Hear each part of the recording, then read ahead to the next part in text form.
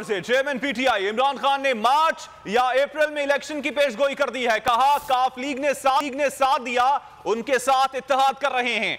अवाम को एतमाद को ठेस नहीं पहुंचाऊंगा, हुकूमत में आने के लिए कोई समझौता नहीं करूंगा।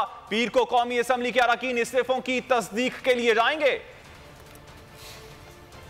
काफ लीग ने साथ दिया, इनसे इत्तेहाद करने जा रहे हैं। मार्च अप्रैल में इलेक्शन होते देख रहा हूं। इमरान खान ने बड़ी पेशगोई कर दी। सहाफियों से गुफ्तगू में चेयरमैन पीटीआई बोले, इक़्तिदार की खातिर अवाम के एतमाद को ठेस नहीं पहुंचाऊंगा, हुकूमत में आने के लिए कोई समझौता नहीं करूंगा।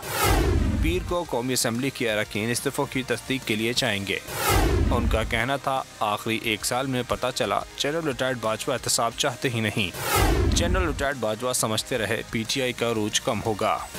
उन्होंने जरदारी और मुराद अली शाह से डील कर रखी थी। कोई सही आर्मी चीफ होता तो हम मुल्क में सफाई कर देते। इमरान खान ने कहा, पीपल्स पार्टी और नून लीग के पास फंडिंग की कोई रसीद नहीं। हमारे पास 40,000 डोनर्स का डेटाबेस मौजूद है। सुप्रीम कोर्ट ने कहा था, सब जमातों का इकट्ठा केस चले। इलेक्शन कमीशन एस्टेब्लिशमेंट से कंट्रोल्ड है। उन्होंने कहा, बिलावल भुट्टो ने मेरे से ज्यादा बैरूनी दौरे किए, अपने पैसे पर दौरे कर रहे हैं, तो बिलावल के ये निजी दौरे हैं। अगर आपको ये वीडियो पसंद आई तो हमारे चैनल को सब्सक्राइब करें और बेल आइकन पर क्लिक करें।